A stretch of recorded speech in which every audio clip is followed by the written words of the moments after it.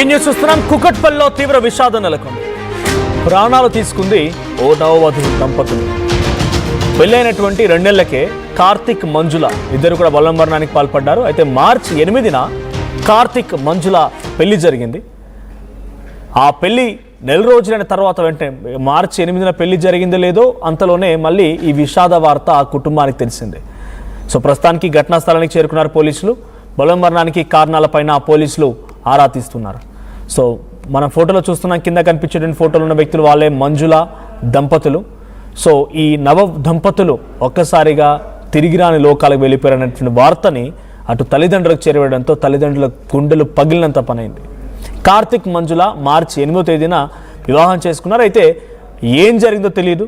మరి ఈ 2 నెలల కాలంలోనే, అంటే పూర్తిగా ఇంకా 2 నెలలు పూర్తవ్వలేదు, బట్ ఈ నెల 2 నెలల కాలంలోనే ఇంతలా వాళ్ళని కలిచివేసిన అంశం ఏంటి?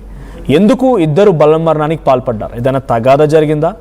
ఇద్దరు ఒకరినొకరి తగాదా జరిగి బలవన్మరణానికి పాల్పడాల్సి వచ్చిందా? లేదా వారిని వెంటాడుతున్న సమస్య ఏదైనా ఉందా? ఆర్థిక సమస్యలా, కుటుంబ సమస్యలా, ఇంకా ఎటువంటి సమస్యలను తెలియాల్సి ఉంది. బట్ వీరి మరణ వార్త ఒకసారిగా ఆ కుటుంబంలో విషాదాన్ని మిగిల్చింది. ఒకసారి దీనికి సంబంధించి ఆ సంఘటనా స్థలంలో పోలీసులు చేరుకున్నారు. అక్కడ ఇన్వెస్టిగేషన్ కొనసాగుతుంది. ఒకసారి దృశ్యాలను చూద్దాం.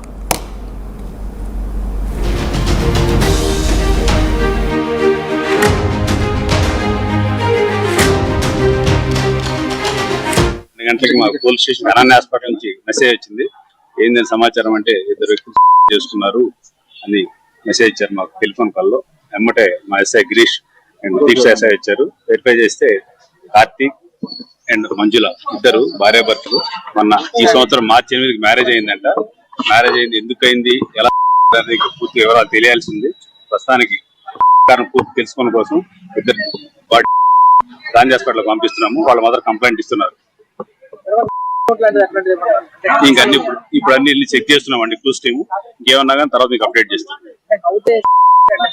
అతనైతే చేసుకున్నారు.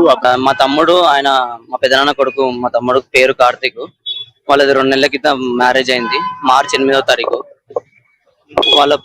వాళ్ళు మంచిగానే ఉండే, వాళ్ళు నిన్నటి వరకు మంచిగా ఉన్నారు. నిన్న సాయంత్రం వాళ్ళ ఇంటికి రాత్రి 7:30, 8 ప్రాంతంలో వెళ్ళి వాళ్ళ దగ్గర మాట్లాడేసి వచ్చాను. నార్మల్ గా మా ఇంట్లో ఫంక్షన్ ఉంది, వీళ్ళు ఇన్వైట్ చేద్దామని వెళ్ళాము.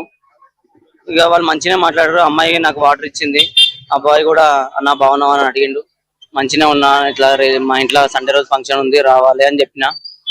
వస్తామన్నా అది అని మంచిగా ఉన్నారు. ఆయన నేను ఇద్దరం ఒకటే ప్రైవేట్ ఉద్యోగంలో చేస్తున్నాం. గత 8 సంవత్సరాల నుంచి అది ఒకటే కంపెనీలో చేసేవాళ్ళము. ఈ రోజు ఉదయం ఆఫీస్ కి రాకపోయేసరికి ఏం జరిగిందో అని ఫోన్ చేస్తే లిఫ్ట్ చేయలేడు. ఫోన్ లిఫ్ట్ చేయకపోయేసరికి 10:30, 11 ప్రాంతంలో ఫోన్ చేసినాం. ఇంకా 10:30 ప్రాంతంలో ఫోన్ చేస్తే ఎందుకు రాలేవని ఫోన్ చేద్దామంటే ఫోన్ ఇంతవరకు లిఫ్ట్ చేయలేడు. మరి ఎందుకు ఏం జరిగింది అనేది తెలీదు. నాకు 11:15 ఆ టైంలో మా అన్న ఫోన్ చేసి ఇట్లా జరిగింది, అనన్యకి తీసుకొచ్చాము హాస్పిటల్కి, తొందరగా రా అంటే నేను హడావిడిగా వచ్చేసిన హాస్పిటల్కి.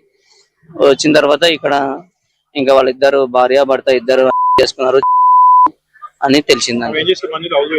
మంజుల హౌస్ వైఫ్ అండి. పెళ్లికి ముందు ప్రైవేట్, ఆమె కూడా ఉద్యోగం చేసేదంట. మరి పెళ్లి తర్వాత అయితే ఇంకా తెలీదు నాకు. ఇంట్లోనే హౌస్ వైఫా మరి మా పనికి వెళ్ళేదా తెలీదు. అమ్మాయి ఇద్దరిది అరేంజ్ మ్యారేజ్ అండి. అమ్మాయి ప్రశాంత్ నగర్ లో ఉండేవాళ్ళు. వాళ్ళు కూడా మాకు చుట్టాలే అవుతారు, బంధువులే అవుతారు. ఇంకా వాళ్ళ ఇద్దరు ఫ్యామిలీస్.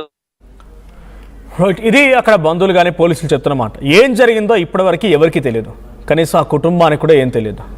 ఉన్న పలంగా ఒక్కసారిగా వాళ్ళు బలవన్మరణానికి పాల్పడి విగత జీవులుగా పడడం చూసి ఒక్కసారిగా అంతా షాక్కు గురయ్యారు. మా ప్రతినిధి నిర్మల సిద్ధంగా ఉన్న. నిర్మల, సో మార్చి 8న పెళ్లి జరిగింది కార్తిక్ మంజుల. అంతలోనే ఏం జరిగింది? వాళ్ళ ఈ విషాదానికి కారణం ఏంటి? కుటుంబీకులు ఏం చెప్తూ ఉన్నారు? పోలీస్ ఇన్వెస్టిగేషన్ ఎటువంటి విషయాలు బయటపడుతున్నాయి? ఎస్ మనోజ్, ఈ రోజైతే మరి కుక్కడపల్లిలో చాలా దారుణమైన ఘటన చోటు చేసుకుందని కూడా చెప్పవచ్చు. ఎందుకంటే వీళ్ళకు మార్చి 8న కార్తీక్ మంజుల పెళ్లి జరిగింది. వాళ్ళది ఇద్దరిది కూడా అరేంజ్డ్ మ్యారేజ్. వాళ్ళు అరేంజ్డ్ మ్యారేజ్ అయినప్పటికీ కూడా కొంచెం దగ్గర బంధువులే అని కూడా చెప్పుకోవచ్చు. దగ్గర బంధువులు అవ్వడంతో కూడా వీళ్ళకి అరేంజ్డ్ మ్యారేజ్ చేసిన తర్వాత ఇక్కడికి మళ్ళీ వాళ్ళు సపరేట్ గానే కాపురం ఉంటున్నట్టుగా తెలుస్తూ ఉంది. మరి వాళ్ళు నిన్న నైట్ వరకు కూడా బంధువులతో మాట్లాడినట్టుగా ఇటు కార్తీక్ కజిన్ బ్రదర్ బ్రదర్ కూడా చెప్తూ ఉన్నారు, మంచిగా మాట్లాడారు అని చెప్పేసి కూడా ఫంక్షన్ కి ఇన్వైట్ చేశానని కూడా చెప్తూ ఉన్నారు. కానీ ఈ 2 నెలల్లో కూడా వాళ్ళకి ఎటువంటి ఈ విభేదాలు లేవు అని తెలుస్తూ ఉంది. కానీ ఎప్పుడు కూడా వాళ్ళు గొడవ పడ్డట్టుగా కానీ ఏదైనా డల్ గా ఉన్నట్టుగా కానీ ఎప్పుడు కూడా కనిపించలేదు. సరదాగా హ్యాపీగానే ఉంటున్నారు. కానీ ఏం జరిగింది అనేది అంతు చిక్కడం లేదు.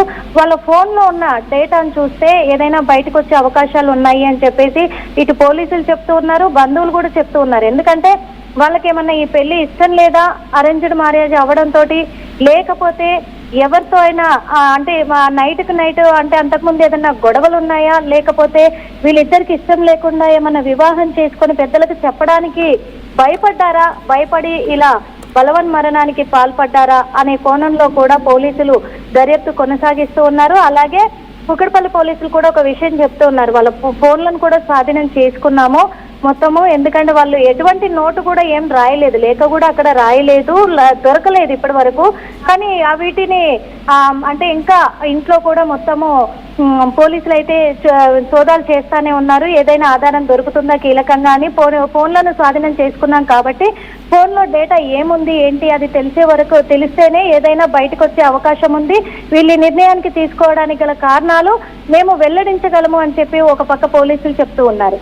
కానీ బంధువులు కూడా అప్పుడు పెళ్లి కుదిర్చినప్పుడు కూడా మరి మాకు ఇష్టం లేదు అని ఎవరు కూడా చెప్పలేదు. ఇద్దరిలో కూడా హ్యాపీగానే పెళ్లి చేసుకున్నారు అని చెప్పేసి చెప్తూ ఉన్నారు. ఇటు మంజులనేమో హౌస్ వైఫ్ గా ఉంటుంది, కార్తిక్ మాత్రం వాళ్ళ ఫోన్ డేటాని కానీ వాళ్ళకి సంబంధించినటువంటి చివరి కాల్స్ కానీ మెసేజెస్ కానీ ఏమైనా పరిశీలించారా? ఏమన్నా అక్వర్డ్ కనిపించిందా? ఇద్దరు ఒకేసారి ఈ రకంగా బలవన్మరణానికి పాల్పడడంతో అక్కడ ఏదైనా లేఖ లాంటిది, వాళ్ళు ఏదైనా సూచన లాంటిది, ప్రూఫ్ లాంటిది పెట్టారా? ఇంకా లేఖ లాంటిది ఇంకా బయట పడలేదు, పోలీసులకి ఇంకా దొరకలేదు. అటువంటి ఇవేమీ కూడా ఇప్పటి వరకు దొరకలేదు అని చెప్తూ ఉన్నారు. కానీ పోలీసు అది ఫోన్ లో ఉన్న డేటాను మాత్రం పరిశీలించే పనిలో ఉన్నాము. క్లియర్ గా ఆ ఫోన్ కాల్స్ లో కానీ ఆ చాటింగ్ కానీ ఫోన్ లో ఉన్న డేటాను బట్టి మేము పూర్తి వివరాలు తెలియజేస్తాము తొందరలోనే అని చెప్పేసి కూడా చెప్తున్నారు. ఎందుకంటే ఈ ఘటన 12 గంటలకు తెలిసింది పోలీసులకి, ఈ రోజు మధ్యాహ్నం 12 గంటలకు తెలిసింది కాబట్టి